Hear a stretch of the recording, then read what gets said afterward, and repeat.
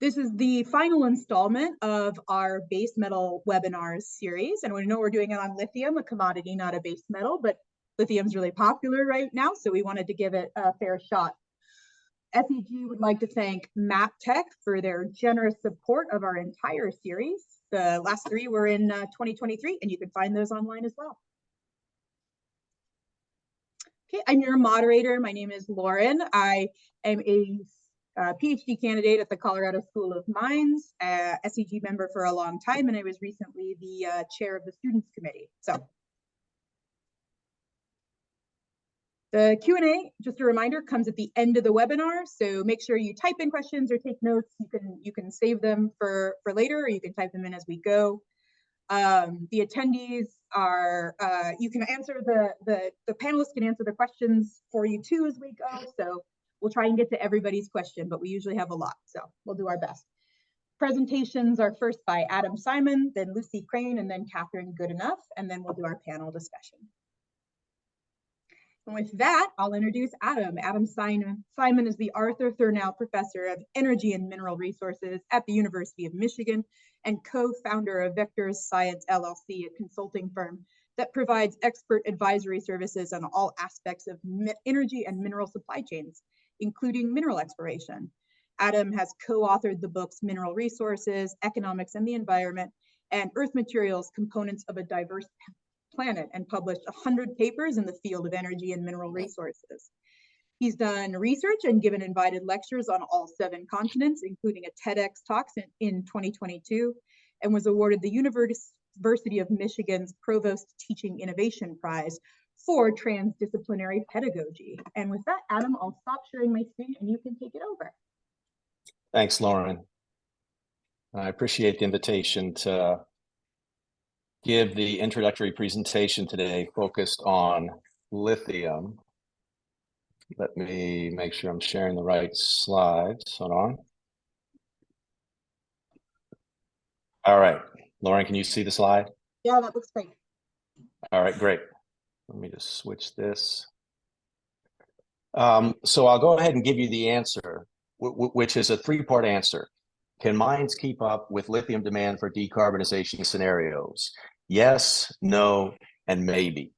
And what I want to do today is walk through and talk about the lithium demand under different scenarios and provide what I hope to be an optimistic outlook for the ability of industry to provide enough lithium to meet the demand for electrification of vehicles and grid scale electrification that's necessary for renewable energy resources that we know are intermittent. But before I get going, since I'm assuming a lot of the viewers are students, I just wanted to give everyone a sense of my background. I came upon geology as a complete accident. As an undergraduate at the University of Maryland, I initially thought that I was going to major in political science and German with the goal of moving overseas and possibly going into work for the State Department. And when I looked at the lab sciences that were available to take, the only one that I really didn't know anything about was geology. And I took that geology lab science, Geology 101 for introduction, and never looked back. Earned a bachelor's, master's, PhD in geology, did a postdoc at Johns Hopkins University where I got to spend time in Antarctica focused on igneous systems there.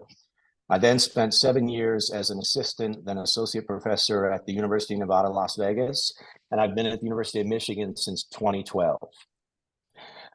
I'm 52, which means I'm old enough to remember when the invention of the lithium-ion battery really started to become ubiquitous in society.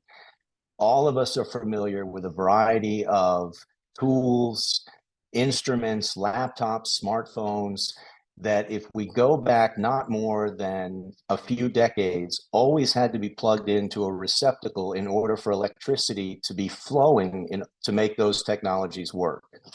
Over the last few decades, we have used lithium-ion batteries to essentially allow us to unplug almost everything and carry it around with us. And lithium-ion batteries are potentially extremely important to decarbonize our global energy infrastructure. So there are two figures on this slide. Let's focus on the one on the left first. So the y-axis here is the net emissions of CO2 and all gases similar to CO2 that contribute to climate change, retaining heat in Earth's atmosphere and Earth's oceans. And what we're looking at here is a plot of data for the United States, where the emissions of the entire US economy are shown here in black.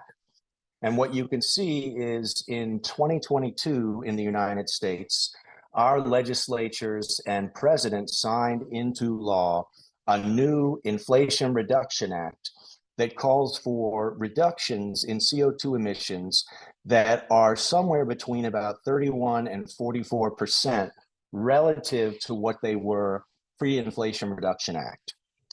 There are a lot of pathways that possibly get us to those emissions reductions. And among those pathways, most of them focus on energy. So if we look at the figure on the right, these are all of the contributions of greenhouse gases by sector. And you can clearly see here in red, energy accounts for about 3/4 or 75% of all global greenhouse gas emissions. Among the pathways to decarbonize, which means to eliminate our combustion of fossil fuels, oil, coal, and natural gas, is to significantly increase electrification throughout society. And you can see that represented here, where if we imagine plugging into everything, we all drive battery electric vehicles, top left, those need to be recharged. All of that electricity is produced by a combination of grid scale and local solar panels, grid scale wind turbine farms here on the lower left. Bottom left, everybody cooks by using electric induction. Top right, everyone heats and cools by using electric heat pumps. Bottom right, all of our hot water is produced using electric hot water heaters. And this requires not only a significant amount of electricity generated by renewable energy resources, but it also requires a significant amount of grid scale energy storage, which is displayed here in the bottom, which would be the location of grid scale, very massive banks of lithium ion batteries. In most scenarios where global electricity increases significantly to decarbonize, the total amount of electricity needs to increase. The total amount of electricity production needs to increase by a factor of 3, 4, 5, and possibly as much as 10, depending on the scenario. So what we're looking at here through the year 2020 is this is the percent of total energy consumption worldwide that was used in the form of electricity. And you can see in 2020, it was give or take about 25%. Under different scenarios out to 2050, the total amount of electricity needs to increase significantly. And the percent of energy consumption that is from electricity also needs to increase significantly if we do away with our combustion of fossil fuels. If we imagine a world where we have deployed massive numbers of grid scale wind turbines and grid scale solar farms, the key here is over on the left. In addition to all of the elements shown here that are fundamentally necessary to build wind turbines and solar panels, because all of these elements are physically embedded within the solar panels and wind turbines, we need elements such as lithium, along with nickel and manganese and cobalt.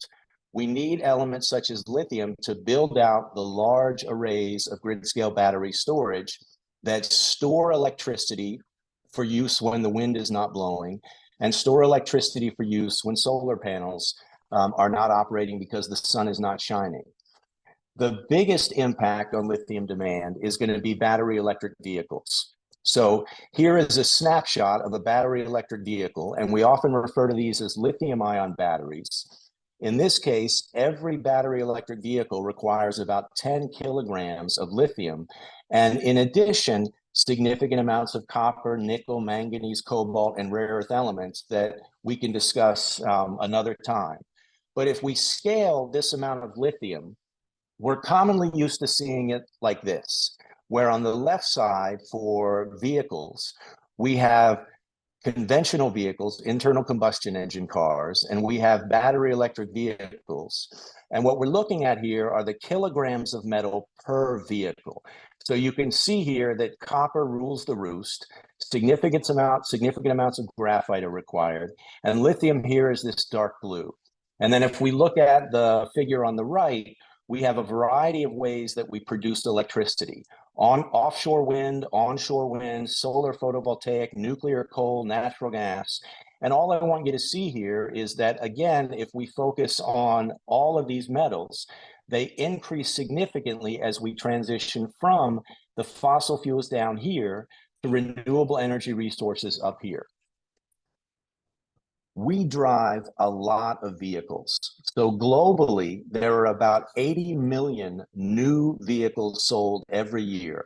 In the United States, there are about 16 million light-duty vehicles sold every single year.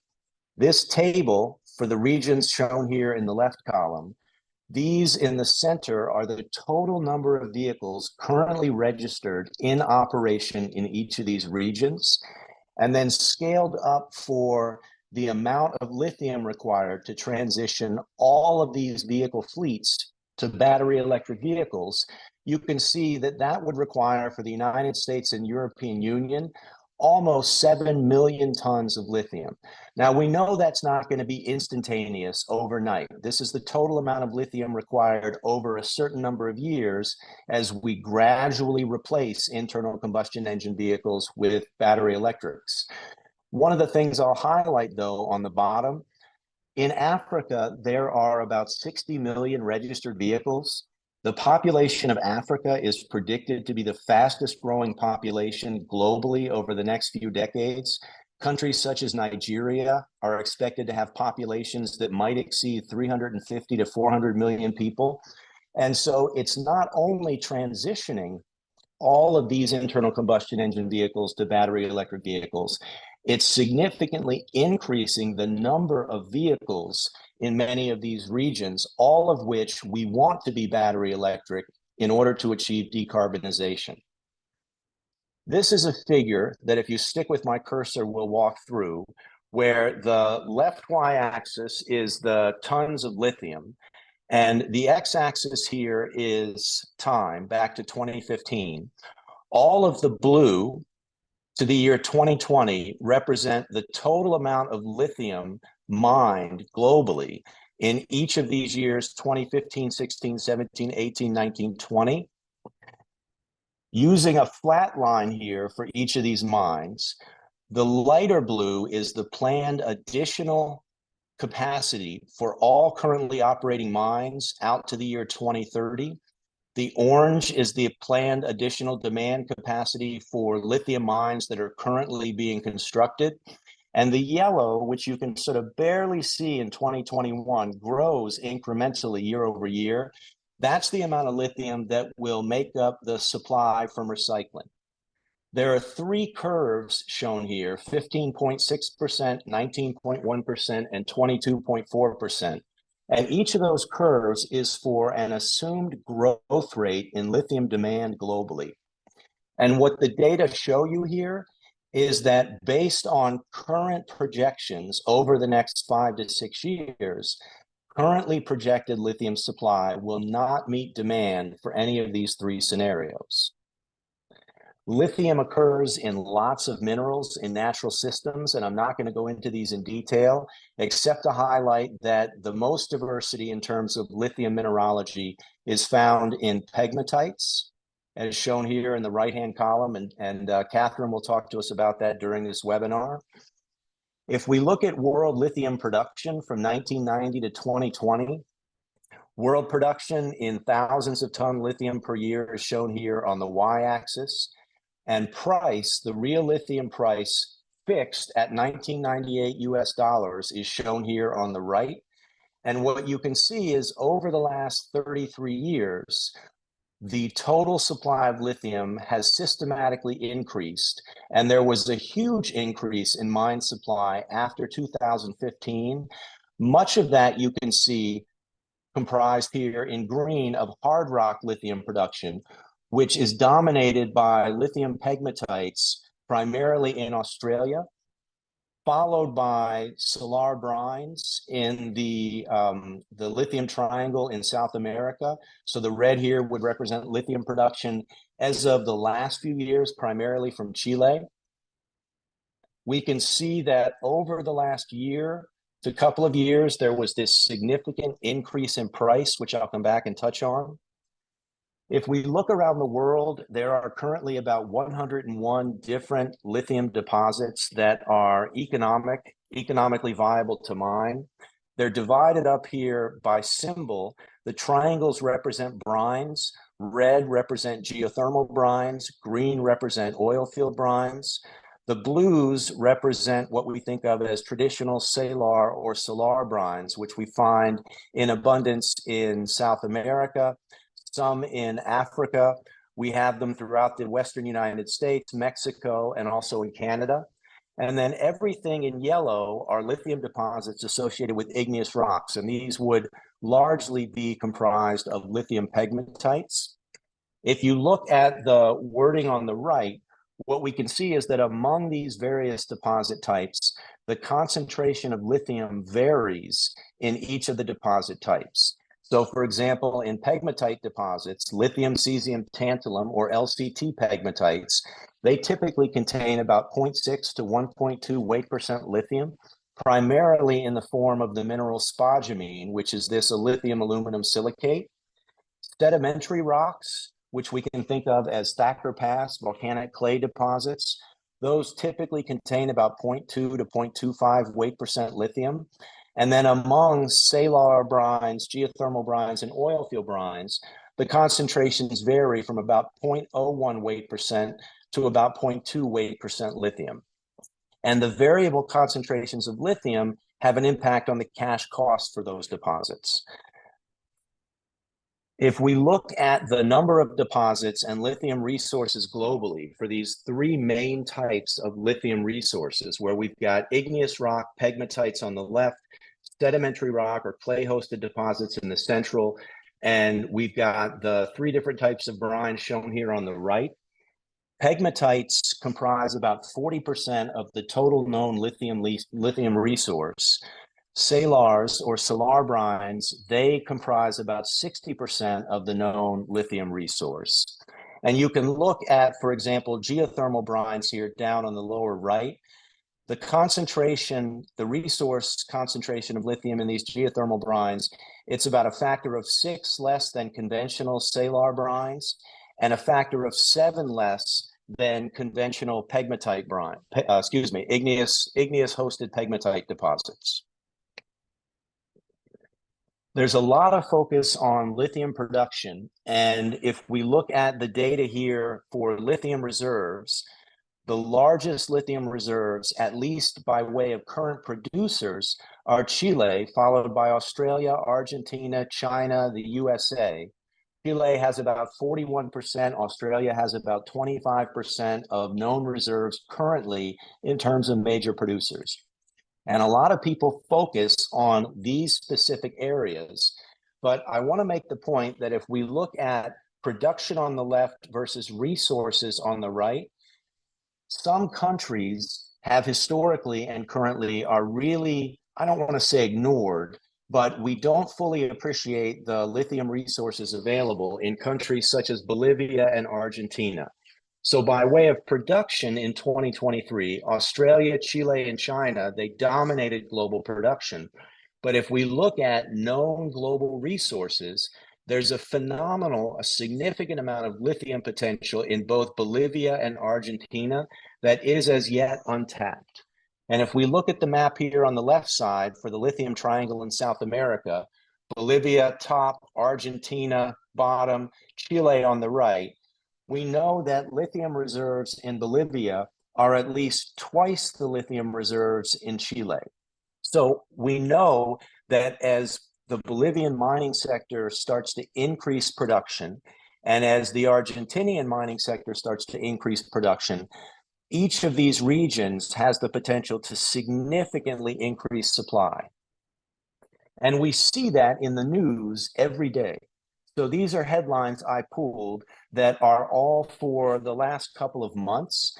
And if you look at all of them, the takeaway is that there is a lot of growing interest in mining lithium in Bolivia. We recently had an election in Argentina. So Argentina has a new president who has announced cutting costs for mining by I don't want to say eliminating regulations, but by focusing on streamlining permitting for mining companies in Argentina. So Bolivia and Argentina have a lot of potential to increase supply significantly. The other potential increase for supply is in direct lithium extraction. And direct lithium extraction has a number of benefits. It's been studied for its environmental impacts. The benefits of direct lithium extraction, where we have a lithium containing brine groundwater aquifer, is that aquifer, we can pipe that lithium bearing water up and we can extract the lithium and then directly pipe that water back down underground. This would eliminate the need to extract lithium bearing brines and allow for evaporation to concentrate lithium salts. So it would allow us to extract lithium and have a much smaller impact on the environment when we think of it in terms of its water footprint. There's a lot of investment now in direct lithium extraction, and there are some operations that have published data that document the ability to achieve 95% lithium recovery. So there's a lot of reason to be optimistic about direct lithium extraction. And another benefit of direct lithium extraction is, in addition to extracting lithium, this process can also produce potassium compounds, calcium and magnesium compounds, boron compounds, and sodium compounds, all of which can work to make these systems economic. People have followed the lithium price over the last few years, and this is the price from 2010 to 2022. And we can see that between 2020 and 2022, the price increased by almost an order of magnitude, but much of this was just speculation. And what goes up usually comes down. So these are prices for lithium carbonate from a variety of producing regions around the world. And the takeaway here is simply that prices went up because there was a lot of overbuying and speculation. Prices remained high for a relatively short amount of time, and prices have since adjusted and they've fallen significantly. This is a compilation of cash costs, and I know this is now a couple of years old, but these haven't changed much. So this is S&P Global Market Intelligence, and what we're looking at here on the y-axis is the all-in sustaining cash cost, the dollars per unit lithium carbonate equivalent. And what we can see is for each of these regions, Argentina, Australia, Chile, China, the all-in cash costs vary from about $6,000 to somewhere on the order of $11,000 from China, based on the best estimates. And so the concern here is that the current prices are relatively close to the cash costs. And so mining companies are increasingly looking at their ability to produce lithium at prices that seem to hover at levels roughly equal to the cash costs. So back to lithium demand. We also don't know what lithium demand is going to be in 5, 10, 15 years. There are lots of data there are lots of reports that have calculated how much lithium what the lithium demand could be in the future. And you can see that these headlines, again, within the last few months, one of the things that we don't fully understand is over the next 5 to 10 years, there's not tremendous certainty on lithium demand because there's a lot of technology that's being developed that has the potential to eliminate the need for lithium-ion batteries in battery electric vehicles. And there also is a lot of concern about whether or not subsidies in a variety of regions around the world, in particular, China, the European Union, and the United States, whether or not subsidies will remain in effect and whether or not the subsidies will have a strong positive impact on the purchase of battery electric vehicles. This is a study that just it's going to be published next month, but it's available online now.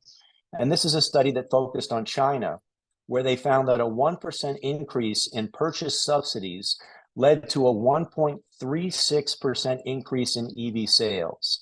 And we see similar results in the United States and the European Union, where despite the subsidies that were pushed through the United States by way of the Inflation Reduction Act, we've seen an increase in the total sales volume of battery electric vehicles, but the sales volume is not increasing at the pace that people had predicted. So I'll finish up by answering the question, lithium demand for decarbonization scenarios, can mines keep up? And I would say yes, no, and maybe. You know, the mining industry is incredibly good at finding and developing new assets. And we're seeing in real time now, lots of mining companies around the world that are making announcements of new discoveries. We're seeing a lot of technological innovation by way of direct lithium extraction, which is allowing places like Cornwall, England, to have the potential to become major suppliers of lithium, whereas 10 to 15 years ago, I don't think many people thought that was possible. Now, can mines keep up? Probably not if we were to see an incredible increase in the proliferation and penetration rate of battery electric vehicles and grid scale battery storage.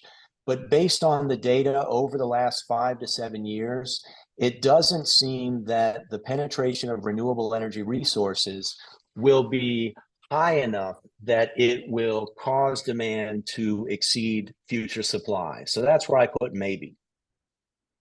And then I'll end just by giving a shout out that I am the 2024 SEG Distinguished Lecturer. So if anybody listening would like for me to give a lecture at your university or place of business, please reach out to me courtesy of the SCG's website. And with that, I will turn it back over to Lauren. Awesome, thanks, Adam. I know that a lot of people have asked already about if slide decks are going to be available from presenters, so I'll just ask everybody now to put any contact information they're comfortable sharing in the chat. Otherwise, I'm sure you can find people on LinkedIn and through their various institutions. So, and also just a note that raising your hand is okay, but it's probably better to put your question in the Q&A so we can answer those afterwards. All right, we're gonna get along. That was a perfect segue, Adam, into Lucy's talk. Yeah, thank you very much. I feel like that definitely set up my talk very well. I'll read your bio and then we'll get started. So Lucy is currently the ESG and Sustainability Manager for Cornish Lithium, a company exploring for lithium in Cornwall, UK. She's a geologist by training with a background in grassroots exploration and started her career exploring for base metals in Morocco and Ethiopia. She's a strong advocate for the standardization of sustainable and responsible practices in mining, promoting these actions to the wider public, and is passionate about making the industry a more diverse place to work. She has been on the Committee for Young Mining Professionals London since its inception and is heavily involved with the Women in UK Mining chapter. She is invited to speak regularly on lithium and responsible mining, including a previous TEDx talk on mining our way to a low carbon future. All right, I'll stop sharing. Thanks, Lucy. Wonderful, thank you very much. So I will just get my slides up. And hopefully you can all see a title page. Lauren's nodding, so that is perfect. Okay, right, in that case, I will set my timer because I've been given a strict 18 minutes.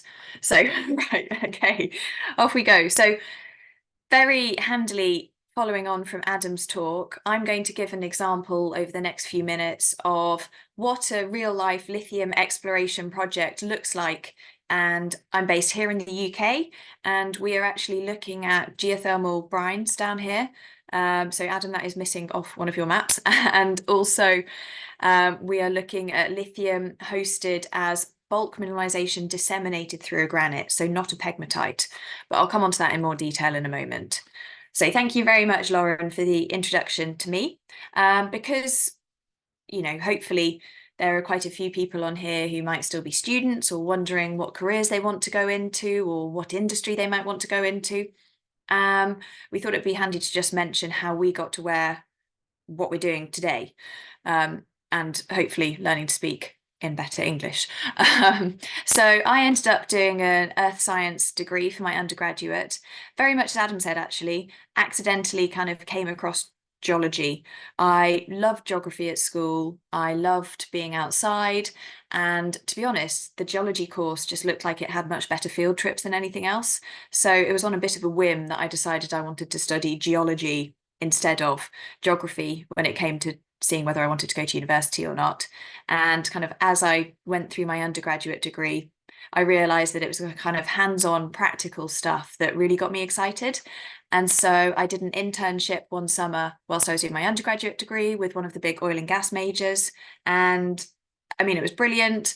I lived in London for the first time. I got paid a salary. It was the summer of the London Olympics, so it was great fun. But I spent my entire time looking at a computer and picking seismic lines. And I realized that wasn't for me. And then it was actually through one of the students in the year above me. She was going to a talk in London that was being put on by Women in Mining UK, and said, oh, come along, it's their careers evening, just to kind of showcase, you know, what the mining industry is. So jumped on the train to London, went to this evening, and there were just some brilliant talks by some really inspirational women across a whole range of things, from academia through to exploration geology, through to the environmental side of things. And my friend and I just came away from that thinking, oh my God, we need to go into mining. It looks so much fun. And then I studied for a master's at the Camborne School of Mines, so it's the other CSM to the Colorado School of Mines. Did my master's in mining geology there and was lucky enough to get a job in exploration geology straight off the back of that. So, you know, got to spend the first few years of my career hiking around Morocco. So there's some attendees from Morocco, I think, and Ethiopia as well, doing exploration geology there. I then decided that various reasons I wanted to work back in the UK and was lucky enough to move back down to Cornwall in the southwest, just as a company was being set up by a guy called Jeremy Rathall, looking at the potential of exploring for lithium down in Cornwall. And so I joined right at the start, and, you know, it's been quite a journey. I've been there for nearly 7 years now, and things have moved on quite a lot. So I'm not going to spend much time setting the scene at all, because Adam's done such a fantastic job on that. Metals and minerals are so key to our lives because they really are the building blocks of everything. That phrase that if something hasn't been grown, it's been mined is more true now than ever. And actually, if we want to facilitate this energy transition and build these low carbon technologies that are going to let us do it, then we need to be mining a hell of a lot of minerals. And that's very true whether you look in a global context, a continental context, North America, Asia, or whether you're just looking in at the UK as a whole, which is what a lot of these statistics kind of focus on. So what are we doing down here in Cornwall? We're looking at the potential to produce lithium from two distinct sources. So one is what we call our Trilava project, which is a hard rock lithium project, where the lithium is hosted within micas, which are disseminated throughout the granite. And then in parallel, we're also looking at the potential of producing lithium from geothermal waters. So the company Cornish Lithium was established in 2016 by our boss, Jeremy Rathall, and it's grown from then to, and we've now got, I think, over 80 employees, and it's, you know, it's a proper company. We're doing quite a lot of exciting stuff.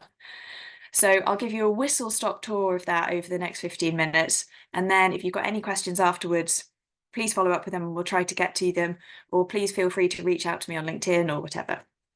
So Cornwall is the most southwesterly part of the UK.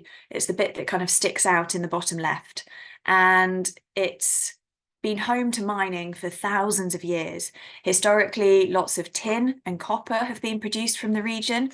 The region's last tin mine closed in 1998. And actually there's a group called Cornish Metals who are very close to reopening the South Crofty mine. Hopefully that's going to be within the next couple of years, I believe.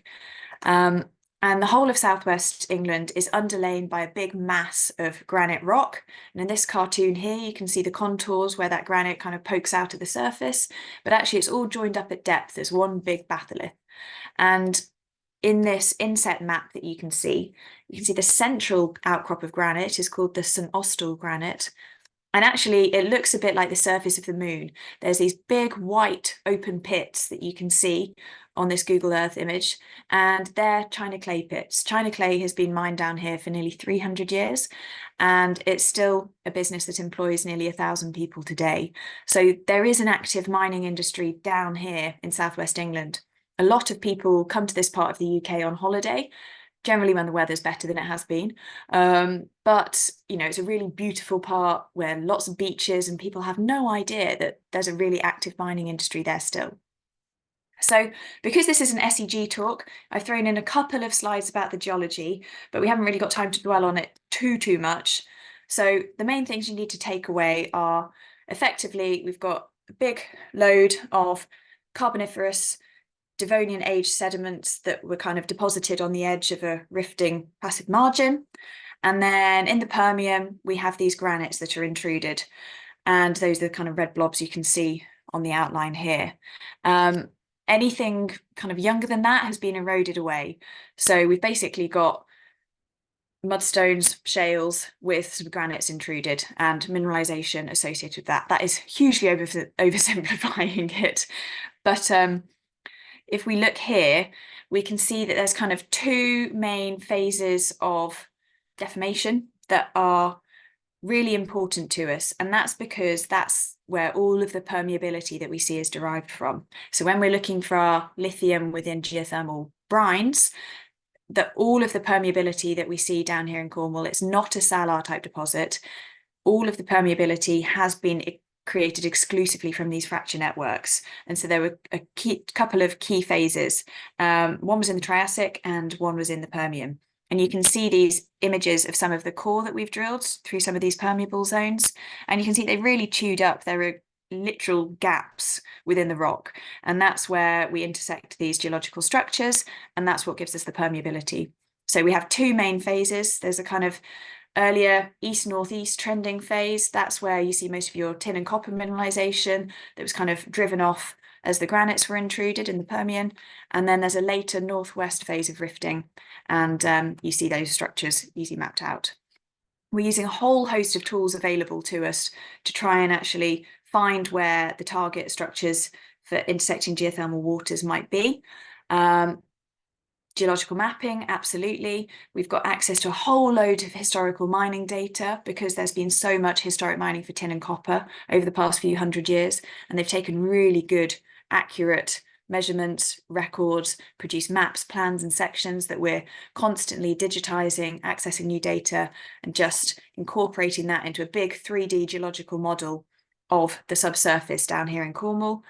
If you combine that with things such as geophysics, remote sensing, again on different scales and different techniques, that then leads us to target a few geological sections effectively, which we can then drill. But anyway, going back to the granite itself, that's kind of important in southwest England for two main reasons. One is because it's relatively enriched in lithium compared to other granites around the world, and two, because it's relatively hot, which is why it gives us potential for geothermal energy down here. So coming back to that bulk lithium mineralization within the granite, we are looking at producing lithium from one of these areas.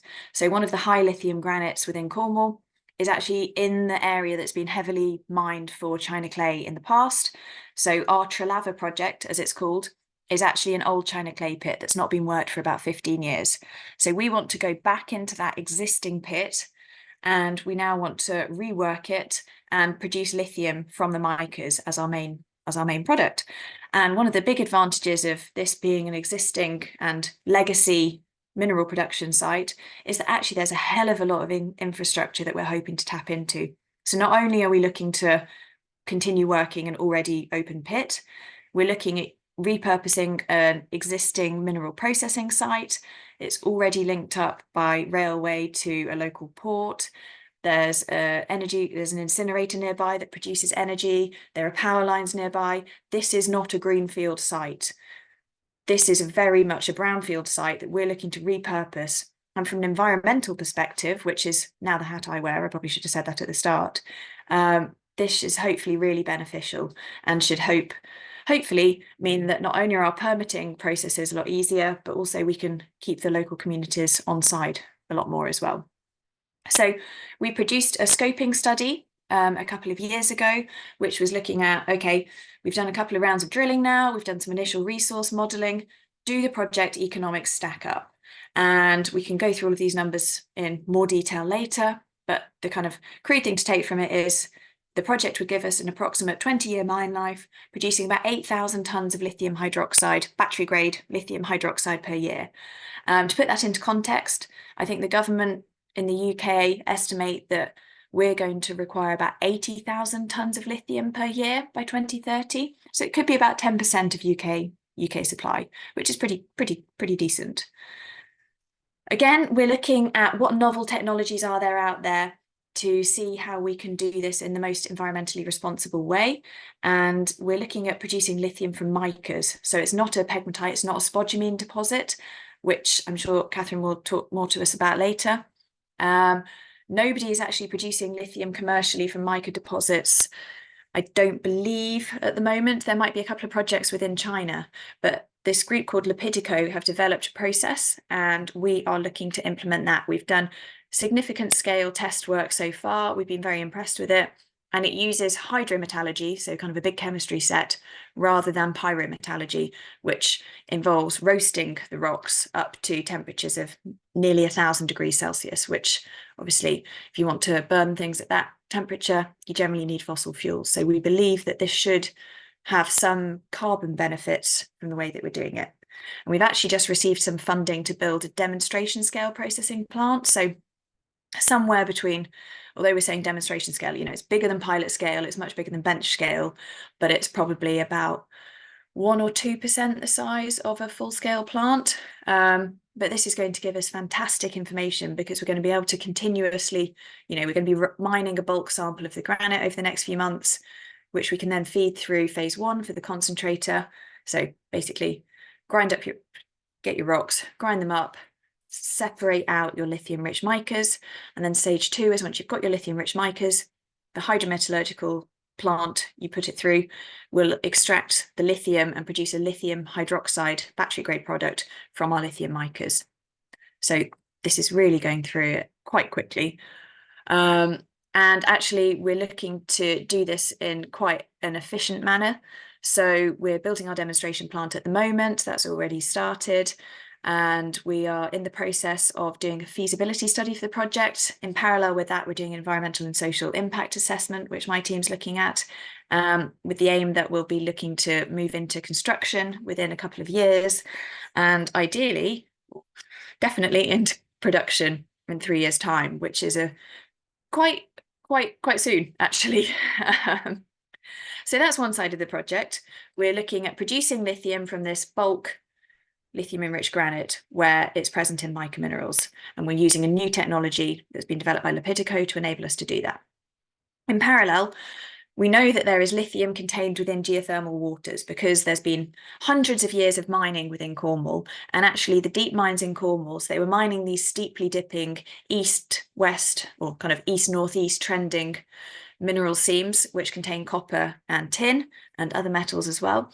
And these are very, 80 degrees, they're deep structures, they're steep structures even. And quite often they were plagued by what they used to call hot springs. These are these upwelling warm waters that would, ingress into the mines, and they could be at 40, 45 degrees Celsius. So when you've got no ventilation in your mines, it's 100% humidity, actually water coming in at that temperatures can be really miserable. And these were first tested back in 1864 to see what their chemical makeup was, and it was found that they were unusually enriched in lithium. So it's not new to know that there are hot waters that flow through these geological structures in Cornwall and they've got lithium in them, but the idea of actually, could this be economically viable to extract that lithium and to maybe use that geothermal heat? That's what we've been looking at for the last 7 years. So using our access to the historical data set that we've pulled together, we know that there are these big mineralized structures that cut all the way across Cornwall. They cut through the granite, they cut through the sediments surrounding it, And we know that these can be pretty permeable. I showed you that picture of the core that looks like it's been chewed up earlier. There are literally holes in the rock where this water flows through. So we do our 3D modeling to work out where we think those are. And then we design drill programs to basically drill down to nearly 2 kilometers and see what happens. So we've drilled at four different sites over the last few years. We've drilled down to nearly 2,000 meters at our last couple of exploration sites, and we have found a number of permeable horizons. We've done a significant amount of test work to allow us to kind of isolate waters from each of these structures, test the permeability, analyze, what the chemical composition is, what the temperatures are, what the flow rates are. And the next stage of exploration is we're looking to do a couple more boreholes at different locations because it helps us build up this regional idea of prospectivity. But we're also looking to put an application in to build a demonstration scale direct lithium extraction processing plant too. So this is a real game-changing technology for the lithium industry. Adam introduced this again very well a moment ago, so thank you for that, Adam. You're saving me a job. And that's the technology that we're looking to use here. We want to pump up these warm lithium-enriched waters from depth. And at 2 kilometers depth, we're expecting, well, 1 kilometers depth, we get temperatures of 45 to 70 degrees Celsius. So we're expecting temperatures probably of 70 degrees Celsius, I'd say, from our production wells. We put that through a heat exchanger, so you might be able to use that heat for local businesses, housing schemes, etc. And then we would put our slightly cooler water through a direct lithium extraction plant, allowing us to selectively remove just initially the lithium carbonate. So it's present as lithium carbonate within the water. We'd extract that and we'd convert it into probably a battery grade lithium hydroxide product at some point, but I think our initial focus is we're just going to look at producing a high purity lithium chloride product. And what we crucially want to do with this is actually we see a number of small, low impact sites dotted all around Cornwall because these geological structures are everywhere. And actually we think that having small sites that each produce maybe up to 500 or 1,000 tons per annum of lithium carbonate equivalent per site per year, but actually you drive past it and you've got no idea that it isn't an agricultural building. That's the model we want to go for. In Cornwall, there are a couple of companies who are looking at drilling down to nearly 5 kilometers depth, 5,000 meters. That's where they get temperatures that are hot enough to, flash off and turn turbines and generate geothermal power, and they're looking at lithium extraction alongside that. Absolutely, it should work down here, but for us, we want to go smaller, lower impact, lower cost, and replicate it in lots of different places. So that is our aim. So I realise that I've got maybe 1 minute left, so I'm just going to run through this really quickly. So my job title now, I've moved on from being an exploration geologist, and I now head up the ESG team. So ESG stands for Environment, Sustainability and Governance. And a core focus of what we're trying to do is really develop these projects in the best way possible. So we're not only using new technologies to allow us to, create these 3D geological models and do smart things to interpret the data that we've got so we can target more efficiently where we want to drill. We're also looking at new technologies to allow us to extract the lithium more efficiently. We're looking at circular economy design. How can we minimize whatever waste we're going to produce? And actually, rather than thinking of things as waste, so whether that's heat or some of the products from the hard rock project, are there other purposes for them? What can we do with that? And alongside that, we really want to be good neighbours. We live in these communities. We need to be able to turn up to the pub and not have people lynch us. And so we've got a really active outreach and engagement arm of what we're doing as well. And we've been lucky enough to be able to donate pretty significant amounts of money to local community as well recently. So there's other corporate stuff in this presentation, but that will do for now. So thank you very much, everybody, and hopefully speak to some of you later.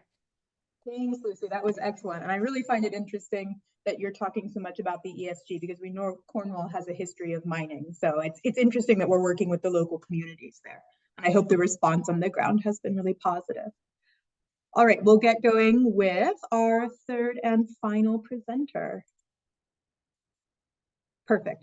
Catherine Goodenough is Principal Geologist and International Lead at the British Geological Survey. She has been researching the processes by which critical mineral deposits form for almost 30 years, with a particular focus on rare earth elements and lithium deposits across the world.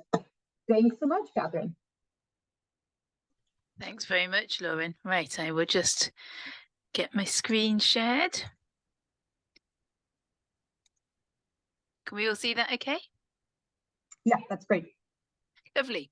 So thanks, Lauren, and thanks very much, Adam and Lucy, for really interesting talks there.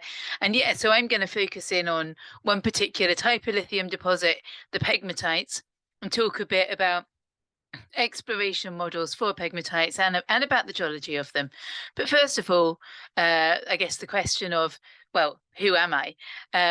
Unlike Adam, I did not come to geology by accident. As you can probably tell from my photos, I love being outside. And when I was at school, someone told me there's a science you can do that involves being outside. And I thought, I'm doing that. And I have to say, I've never looked back. So I did a degree at Oxford, a PhD at Edinburgh, and that PhD was in alkaline igneous rocks with quite a lot of interest in the rare earth elements. But back then, in the late 1990s, the rare earth elements were just something that you use to fingerprint your igneous rocks, and no one was really interested in them as a resource. But I went and worked for the Scottish Government for 3 years, and then back in 2001, I joined the BGS in Edinburgh, where I still live today. And I started out working as a mapping geologist. I worked in countries including Madagascar, the United Arab Emirates, and Scotland, of course. And then in 2010, there was the rare earth crisis. China placed export quotas on the rare earth elements. Suddenly there was a lot of interest. And at BGS, people said, well, is there anybody who's worked on the rare earth elements? And I said, well, yeah, I know something about this. And that's led me into a path that over the last almost 15 years now, I've been doing a lot of research into critical metals across the world. I'm also Deputy Director for International at BGS. And particularly, I've been looking at the rare earth elements and lithium, but increasingly interested really in a whole range of different critical metals, particularly those that Adam talked about used in batteries. But right now, of course, we're talking about lithium. And now this is our map at BGS that you can download from the website there, just showing some of the main deposits and known mines in the bigger circles of lithium around the world. But this map dates back to 2021, and really it's fully in need of an update. We've got, you can see down the western side of the Americas, the blues and yellows, that's your brines and volcano-sedimentary deposits. But where you can see all the dots in red, that's the granites and pegmatites. And in fact, there are many more of them known that's shown on this map than are shown on this map. So we really do need to update it. But you can see that they're across many areas. Brazil, the US and Canada, large parts of Africa, Europe, China, across, in fact, Central Asia, though they're not shown there. And of course, Australia, which, as Adam showed, is one of the world's biggest lithium producing countries. And more pegmatite and granite deposits are being found every year, not least because there's been an exploration boom driven by that spike in prices that Adam showed. So let's talk about the lithium pegmatites. What actually are they? What we're talking about here is really coarse-grained, intrusive igneous rocks, which contain one or more lithium minerals. As Adam mentioned, they can also be called the LCT pegmatites. That stands for lithium, cesium, and tantalum. And you might also find tin or beryllium within these pegmatites, so they can often be multi-commodity. And they're intruded into the Earth's crust at depths of maybe a few hundred meters to several kilometers, and they're tabular, sheet-like bodies, usually maybe 5 to 50 meters thick, though the very largest ones, like green bushes in Australia, are much thicker. And they're laterally extensive, often extending for kilometers. These bodies might be internally zoned, but in some cases, they're just a large body of coarse-grained igneous rock with very similar mineralogy across the whole body. And when you're looking on a regional scale, so trying to work out where you might find lithium pegmatites, you want to look for collisional belts, so zones where there's been continental collision and now you're seeing metamorphosed and deformed, usually sedimentary or volcanic rocks. They can be found at all ages. So you could go and look in Archean cratons, but also in Mesozoic collisional belts, even into Cainozoic collisional belts in some cases. And a really interesting point about lithium pegmatites, they have a coarse grain size, really big crystals. And as undergraduates, we were all taught that if you've got those really big crystals, what that means is that those crystals cooled slowly. But in this case, that just isn't true. Pegmatites are very volatile, rich magmas, and that volatile content allows the magma to cool to a point where actually it's just ready to crystallize, and then something leads to nucleation and the crystals grow really fast.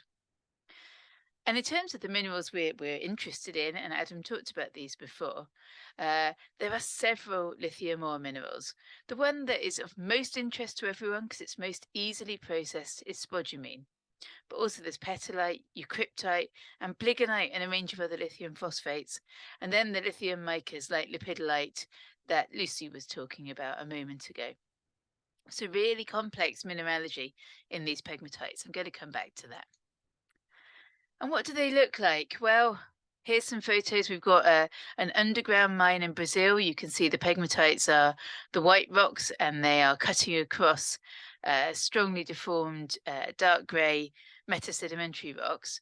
And in that underground mine, what you can see is that there's two different kind of directions of contacts. One is broadly parallel to the fabric in the country rocks. The other cuts right across it. And you can see there's really, really sharp contacts. That's incredibly common. These pegmatites are characterized by very sharp contacts against their country rocks. And then you often see unidirectional growth textures, and maybe you can see in the bottom right photo, next to the pen, there are blades of a mineral. That mineral is in fact spodumene. This is in Brazil as well. And in the core there, you can see, hopefully, elongated minerals, again, that's spodumene in a core from a lithium pegmatite in Ghana. And often these lithium pegmatites, they're not very zoned. They just look like that throughout their whole thickness. Nice crystals of spodumene, or in some cases it might be another ore mineral like petalite, that are present throughout the whole body. Now, how do you go about exploring for these lithium pegmatites? Well, most exploration geologists would say, well, surely you start with geophysics. And yes, in theory, you would do. But unfortunately, lithium pegmatites don't really have any sort of magnetic response. And in terms of gravity, well, they're not really big enough to show up significantly. What about radiometrics? No, not too good for that either. Those conventional methods are of limited use. But there's been a project working over the last few years called the Green Peg Project, and they've been looking at alternative geophysical methods. And they've recognized that if you combine several different methods, hyperspectral, for example, then you might start getting some ability to target pegmatites using geophysical methods. But it can still be challenging in areas where you have thick sedimentary cover or a lot of vegetation. Then, of course, we can try maybe stream sediment geochemistry or soil geochemistry, and that can work. But what we tend to find is that the anomalies are really quite tight. You have to almost know where your pegmatite is to then find it using that geochemistry. So an awful lot of the lithium pegmatites that are being found at the moment are being found by geologists out there on the ground, looking for the traces, maybe looking for a boulder with some spodumene in, or even large crystals of mica can be all that you need to start getting an idea that there's something there. Now that works at the minute because there's been so little pegmatite exploration, we're still finding the things that are exposed at surface. But to get more systematic, what we really need to do is follow a mineral systems approach. And for that, we need a coherent exploration model. And the mineral systems approach requires an understanding of the source, so where the magmas are coming from that the pegmatites are forming from, the pathway, so how those magmas are moving through the crust, the trap, what's leading those magmas to be emplaced at a certain level. And then we need to understand preservation. How are those lithium pegmatites? How are you actually getting magmas that are enriched enough in lithium to crystallize the ore minerals, but then not have those destroyed by hydrothermal alteration or by later weathering? So I'm just going to have a quick run through some of the key points here. And the first one, well, we're thinking about the source. Now, this is really interesting because up until a few years ago, we always thought, well, we understand the source of lithium pegmatites. And there was a classic model developed over many years' work in some pegmatite fields, which involved a parental granite body and the most highly evolved melts from that granitic body were ejected out towards the end of crystallization. And that created a zoned pegmatite field. That's what the diagram here shows. And in that zoned pegmatite field, the most volatile rich pegmatites moved the furthest. And so the most lithium rich pegmatites were the furthest away from the granite. And with this kind of model, you could say, well, we have to find a granite and then we go a few kilometers away and we should find the lithium pegmatites. But what we've realized over the last few years is that that just doesn't quite make sense. For a start, if you date those pegmatites and date the granites nearby, you often find that they are not the same age. In other words, it's very difficult for the pegmatites to be sourced directly from the granites. Often, you don't really see the classic zonation. It might be possible to imagine it, to put it onto your map and make it think that it's there, but often it's not really clear.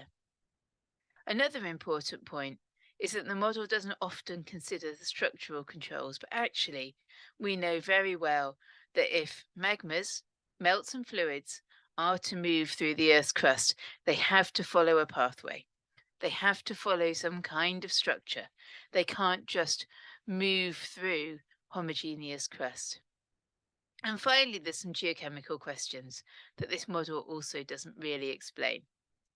And so the model that's developed now over the last few years is the idea that if you're in a collisional belt, which is where most lithium pegmatites are found, you can have the situation where metasedimentary rocks are partially melted because they've reached high enough pressure and temperature. And we can see that. Geologically, of course, we have many instances where we can see partial melting of crust, evidenced as pegmatite complexes. That partial melting can cover off many of the things that we need to see. For example, it can create magmas that have the right geochemistry. They might be relatively lithium rich, but they might not be so rich in the rare earth elements, for example. And so we can produce melts that may be something like the sources of the lithium pegmatites without actually needing a parental granite there. Although in many cases there will be granites around and they may well have provided heat, for example, to support that partial melting of the crust. And there's been some really good work recently, some really nice papers, and I'm just highlighting a couple of them here, which have looked at lithium concentration of melts that are formed by partial melting of metasedimentary rocks. And they've shown that, for example, you might produce concentrations of 100 to 1,000 parts per million of lithium by melting those metasedimentary rocks. But to actually get to the point of being able to crystallize a pegmatite, you've got to enrich those melts in lithium tenfold. And you might do that through trapping in the crust and fractional crystallization, or maybe through cooling, crystallizing, and then remelting those melts. And either way, you can, the models and indeed the real world examples show, you can produce melts that are lithium rich enough to produce lithium pegmatites. But then, of course, you have to get those melts up into the crust. You need that pathway. And again, there's been recent work that has really shown the importance of shear zones, faults, major structures in the crust that allow those pegmatites to be placed up to those higher levels. And if you remember, I talked about the importance of sharp contacts. Most lithium pegmatites have a sharp contact against their host rocks. That's because these melts, they're volatile rich, they've moved up through the crust. So you've had partial melting, you've had some stalling and evolution of those melts, but they've moved up through the crust and eventually they've been emplaced at quite shallow levels. By the time they're emplaced, they have quite a significant temperature differential still with their host rocks, but they cool very quickly. because they are quite cool relatively, and so you get these very sharp contacts. And then finally, I mentioned preservation, and this is really interesting. These melts are very volatile rich. And that is a challenge, because you start crystallizing, you crystallize a set of magmatic minerals, you often crystallize very large crystals of spodumene. But once you've started crystallizing, the volatiles are staying in the melt, and you tend to produce a more and more volatile rich residual melt, which can eventually lead to hydrothermal replacement of the original magmatic minerals. And actually, that can destroy the lithium minerals. And this is really important, because what we have to remember with any lithium pegmatite is we have to mine it. We've got to be able to beneficiate it to produce spodumene, like to produce spodumene concentrates like that I'm holding in the middle picture. And then eventually, of course, that has to be refined and processed into lithium carbonate or hydroxide. So understanding the mineralogy and the textures is a really, really vital part of lithium exploration. And I just want to show you why with an example from a pegmatite in Zimbabwe called Kamativi, where we've done quite a lot of detailed work to work out the paragenesis, so to work out which minerals crystallize at which time. And in the top photo, in the core, you can see the end of the core is nice, coarse-grained, great big crystals. And in there, there's feldspar and the spodumene. And not an awful lot else, actually. Some quartz, a little bit of muscovite. But then you can see, cutting across that core, a very, very sugary zone. And that is a zone of albertization. And albertization is really common in lithium pegmatites. You'll often see these sorts of zones. But if you look at what that looks like under a microscope, and the bottom picture is taken through a microscope, you can see those blades, which many of you will recognize as albite blades. That is your zone of albertization. And in those zones, you often find that spodumene is being destroyed. And if we carry on through even more detailed studies of alteration, we're looking here at SEM maps showing the minerals in beautiful colors. And the top map is illustrating that you may end up with huge amounts of replacement by muscovite. That's stage 3 in our paragenesis here. And the spodumene, which is shown in red in this image, is almost completely destroyed. What we've got is a lot of muscovite and quartz shown in yellow and some blue albite. And finally, we get to stage 4, which is the lowest temperature alteration. And by this point, there is no spodumene left at all. And we have strange things like cookieite appearing. Cookieite is a lithium sheet silicate that is incredibly challenging to get the lithium out of. So this pegmatite has evolved through multiple stages of hydrothermal alteration to the point where much of it is not going to be easily processed for lithium at all. So that is a really important part of exploration too, is understanding the mineralogy and the textures. So just to wrap all of that up and to conclude on lithium exploration, we need to look for a source. And that source often needs to be a metasedimentary rock, potentially mica-rich, that has been compressed and heated enough in a continental collision that it might partially melt. And then there may be a quite complex history, things that have happened to those melts.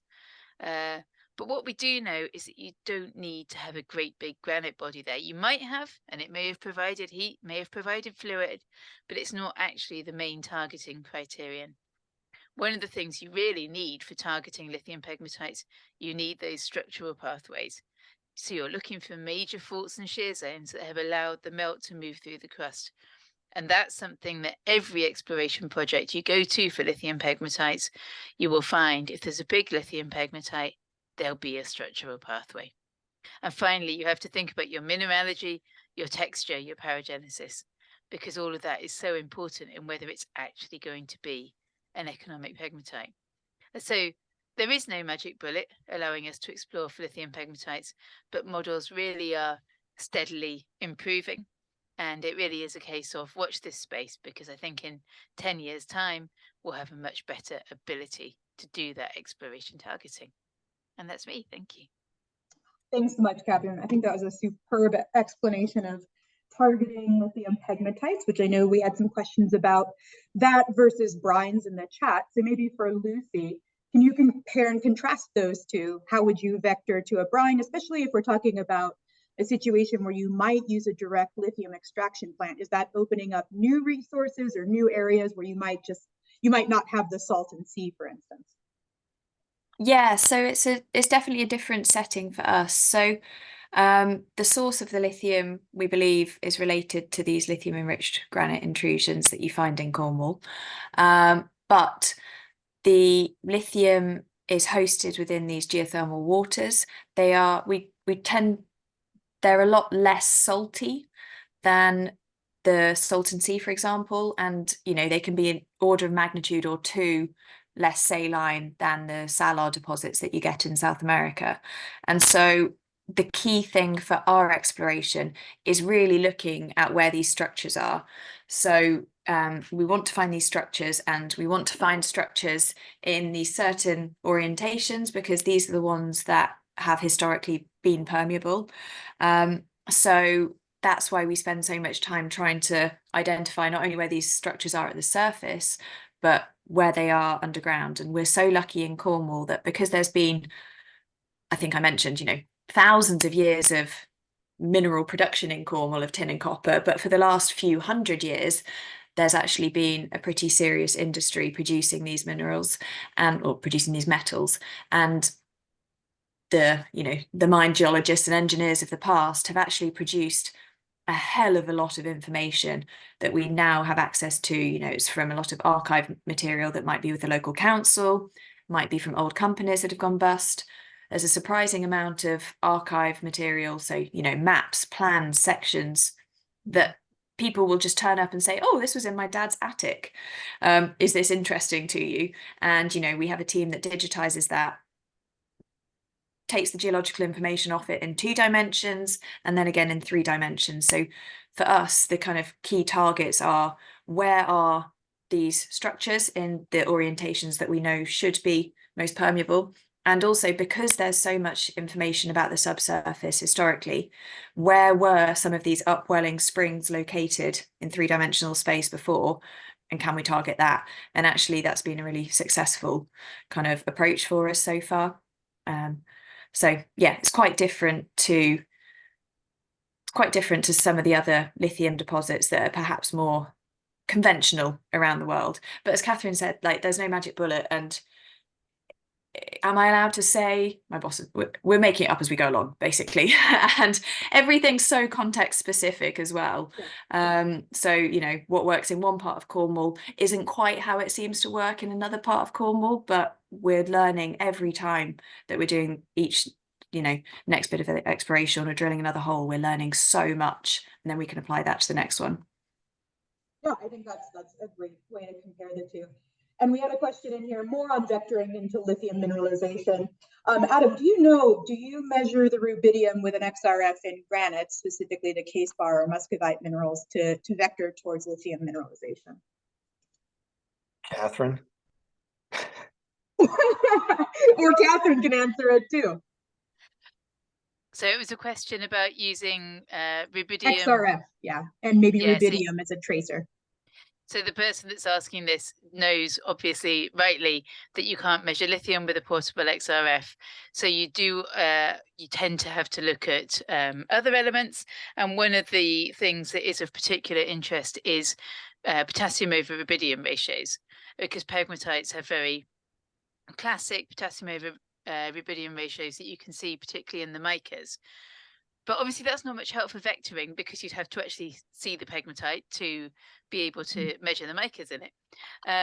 Pegmatites do often have a halo, so the country rocks will be altered, and you would also be able to do vectoring using those. And there has been quite a lot of work on that.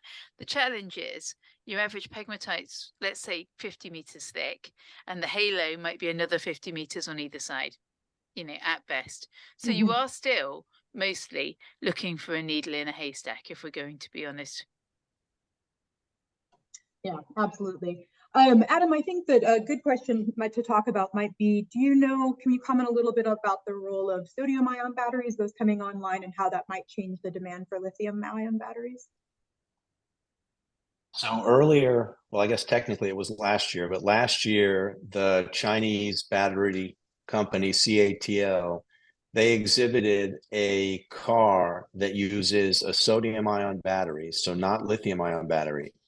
And the sodium ion battery in the car, I think they projected a market value somewhere on the order of $10,000. Sodium is unbelievably abundant in both halite deposits, evaporites around the world, and also sodium is abundant in the oceans. My understanding is that there are not insurmountable challenges with sodium batteries in terms of energy density and total energy storage, which would dictate the amount of or the number of kilometers or miles the vehicle can be driven. I think the vehicle CATL prototyped and exhibited is intended for short distances. So as best I can tell, and Lucy, you can chime in here as well, I think that the preferred battery type for battery electric vehicles to be used for medium to long range transportation and for high energy density applications like buses and trucks will be lithium ion batteries.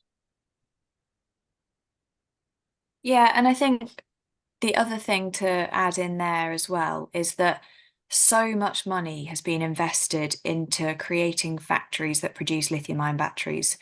And I think we're going to have to see a real step change. Like, absolutely, lithium-ion batteries are going to be here for a while, and then there will be a new technology, or maybe it's going to be a solid-state battery, whatever it is. But I think because there's been such an investment over the last few years into building up the infrastructure around lithium-ion batteries, I think, and this is not based on being an expert at all, that we're going to stick with that for a while at least. That's probably going to be predominant, but I'm sure there will be something that comes along. And, you know, as Adam said, sodium's a lot easier to find than lithium, or at least lithium in economically viable deposits anyway.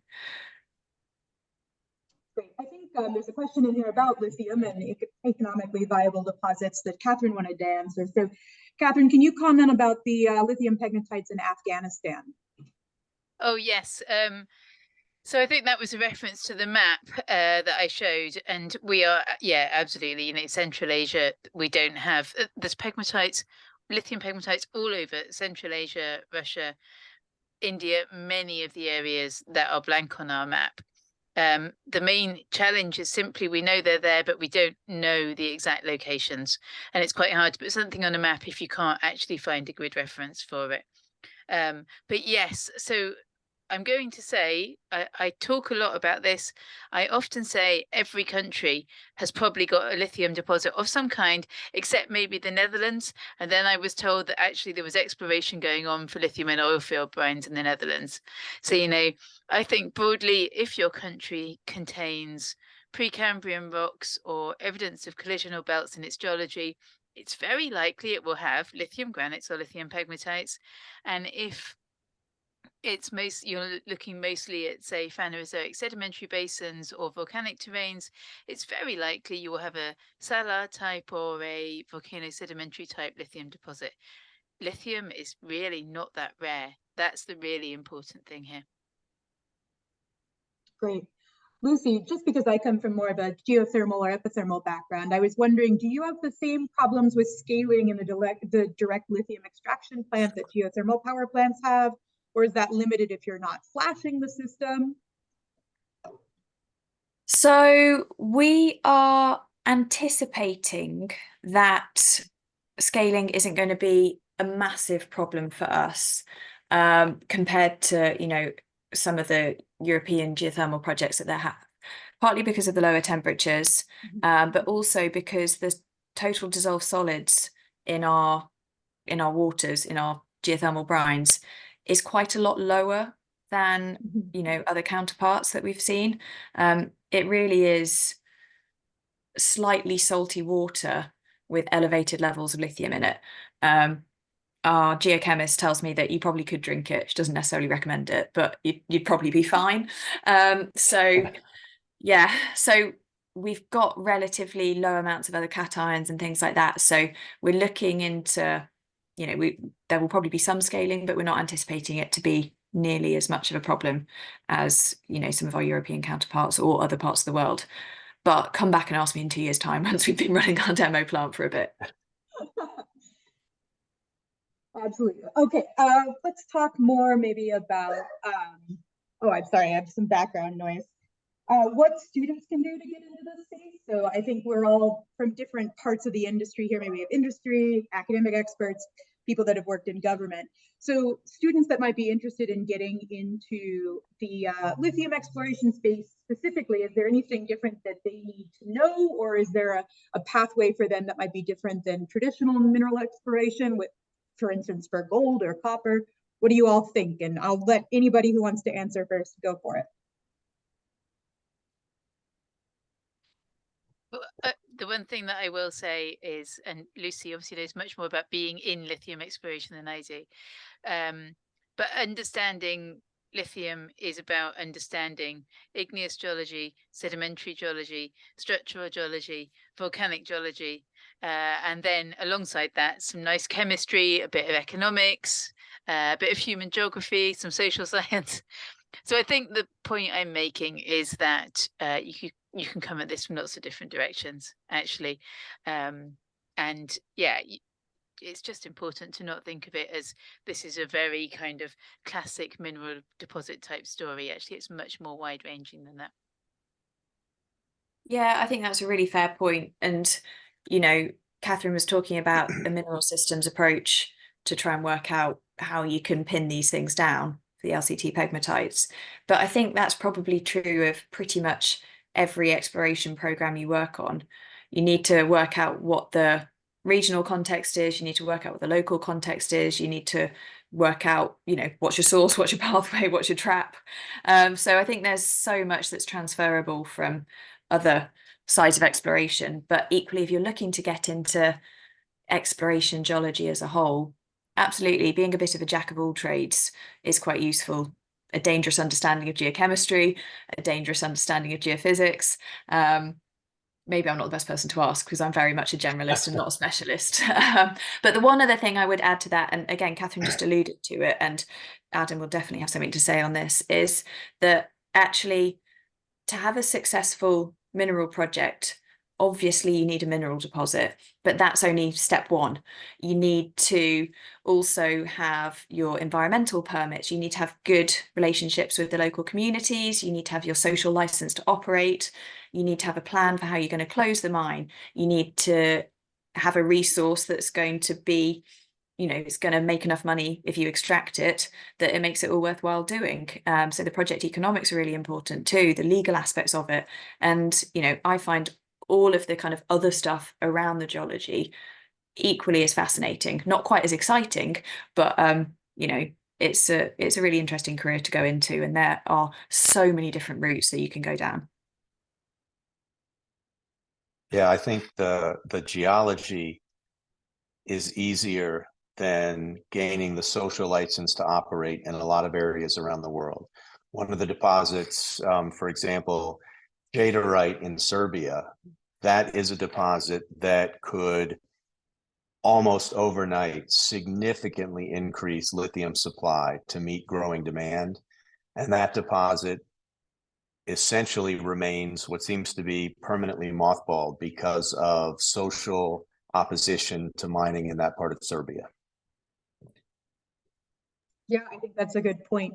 We might also, you know, wonder, I've been to some of the brine operations in Nevada. We might also wonder if those are ever going to be permitted again, just with the amount of water that they require, right? So the direct extraction that they're coming up with like Schlumberger and in the oil and gas technology field is probably really important for at least the Western US, where we worry about water supply. I wonder if you could also comment also, Adam, while we have you up, what the evolution of hydrogen fuel cells might do to impact the market here and lithium-ion batteries. I am optimistic about hydrogen fuel cells. I think they have a lot of potential.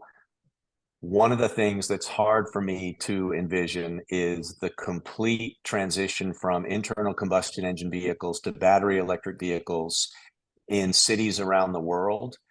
You know, I recently spent a couple of weeks in London, and walking around London and seeing cars with extension cords coming out from someone's flat to plug the car in. You've got cities like Seoul, South Korea with 25 million registered vehicles, Los Angeles with 20 plus million registered vehicles, New York City. So I think hydrogen fuel cells have a lot of potential. There's a lot of investment and a lot of research being done privately and government funded. So I would say, you know, that stay tuned. I think they have the potential to really help decarbonize the transportation sector. Yeah, I think that's a good point. I mean, we're always thinking in terms of like growing demand in developing countries. People will want cars. So, you know, we have to take that into account when we think about the model. And I think your talk did a really good job of that. Catherine, I think we have one more question that we might have time for you to answer. What type of meta-sedimentary rocks are more prospective for lithium enrichment in the pegmatite model? Yeah, this is a really good question, and one we do not know the answer to. It's one of the major outstanding questions. So at the minute, there's a general assumption that you need mica-rich metasedimentary rocks, so pelitic schists, for example, and that's partly because we know that the micas tend to be the main host for lithium in metasedimentary rocks. We would have thought that because you usually want to think about small degrees of partial melting, muscovite, which tends to break down first in partial melting, we'd have thought well, maybe the muscovite has all the lithium, and so you break down the muscovite and you have a melt that's lithium enriched. And sadly, that's not true. Most lithium in metasedimentary rocks is in the biotite, and then that's more tricky because by the time you get to biotite breakdown, you've already got quite a large volume of melt in which the lithium is quite diluted. So we don't really understand yet exactly how that works. There's a lot more work needs to be done on doing melting experiments and trying to understand exactly how the lithium gets out into the melts. But one of the questions that a lot of us have been thinking about is, well, we know that now we have salars and we have deposits like, for example, Jadar in Serbia, which are sedimentary basins where the sediments are rich in lithium. And what would happen if those types of more lithium-enriched sediments were actually the sources that were melting? You know, how common, how abundant are those types of sedimentary deposits? Potentially much more abundant than we have perhaps realized. And so is it actually the case that through time there have been periods when there's quite a lot of really quite lithium-enriched sediments forming?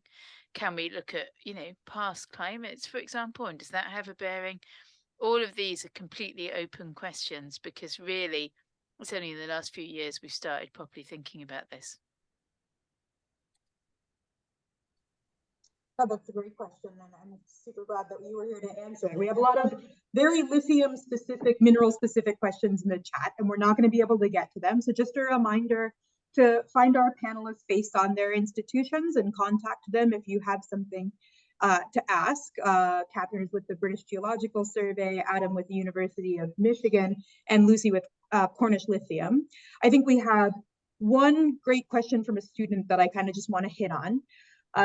Wondering if, you know, it's worth it to go into the lithium mining industry, but also, you know, because we have talk of maybe lithium's a bubble or maybe it's not. I think that we've pretty much explained that that's maybe not the case here, but where are we going from here? And if could you also maybe answer, if you're thinking about doing research in lithium from a university standpoint, what might be the outstanding research questions that we still have to answer? And Catherine, you spoke to it with metasedimentary rocks, so maybe Lucy and then Adam. Gosh, what? So research questions first, or research should I go to the? And then maybe where's the space going, and how can, you know, is it worth it for students to get in there? Okay, I'm going to start with the student one whilst I think about the research ones, because it's getting quite late here. Yes. So is it worth going into the lithium mining industry? Because as geologists, you bounce from resource to resource as they're depleted faster than you can mine them.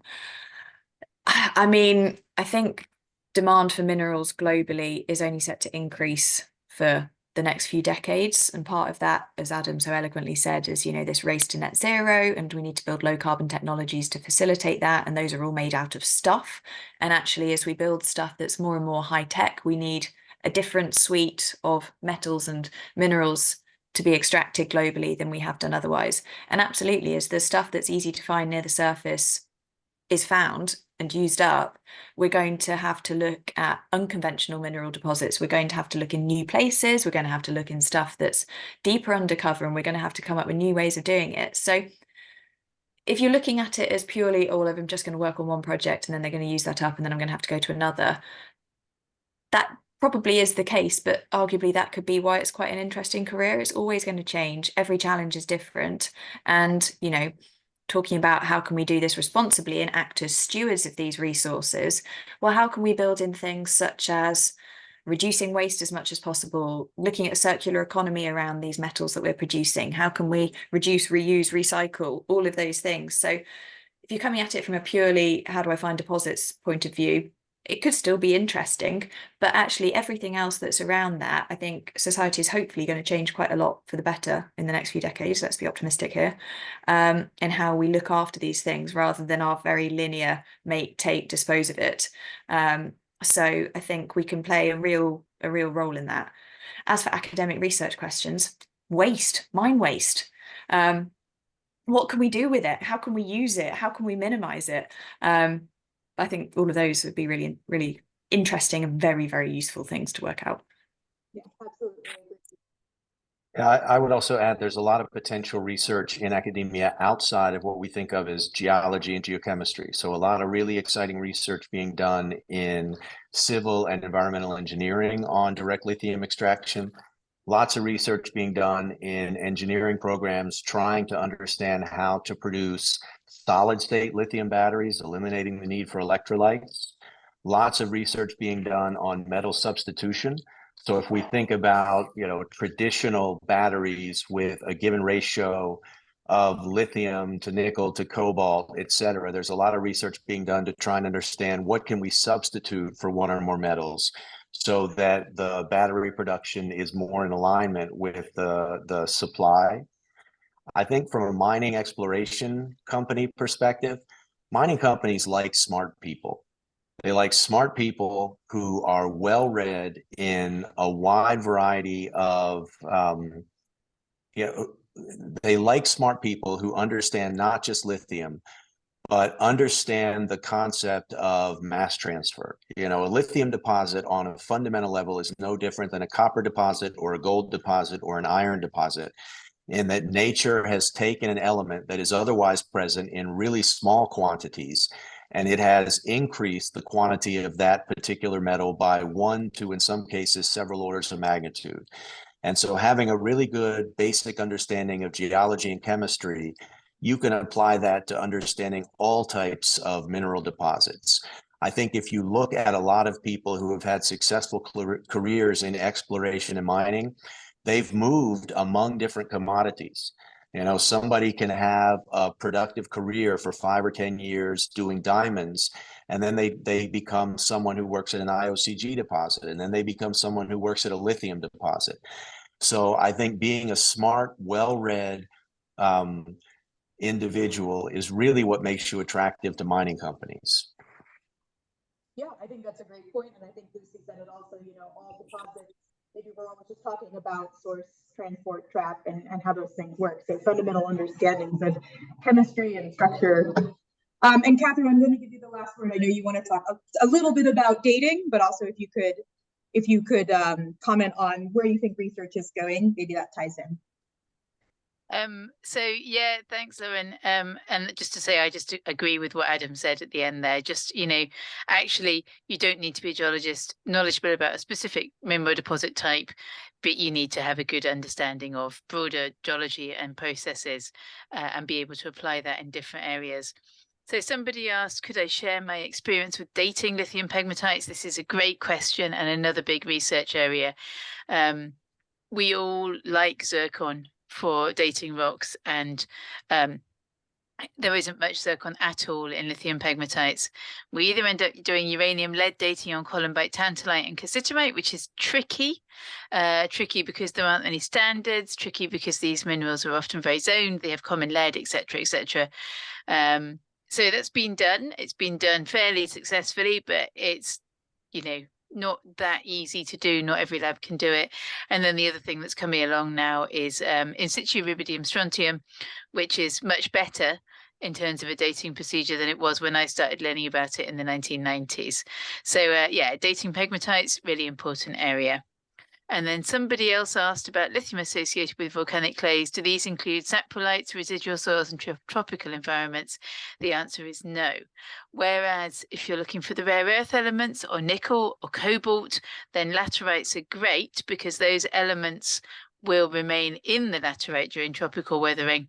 With lithium, if you have tropical weathering, your lithium will be flushed out and those soils will be depleted in lithium. And then finally, to the person who said that in the area that they were working on, the pegmatites are not associated with regional scale structures. All I'd like to say to you is, are you sure about that? It's quite rare to have mineral deposits that aren't in some way associated with some kind of pathway in the crust to allow melts and or fluids to move through the crust.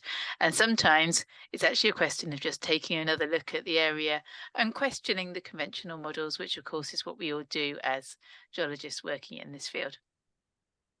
I think that's a perfect note to end it on. Always question your deposit model and take a second look at the area. All right, so I have a few more slides. Make sure everybody sticks around for those and the survey at the end.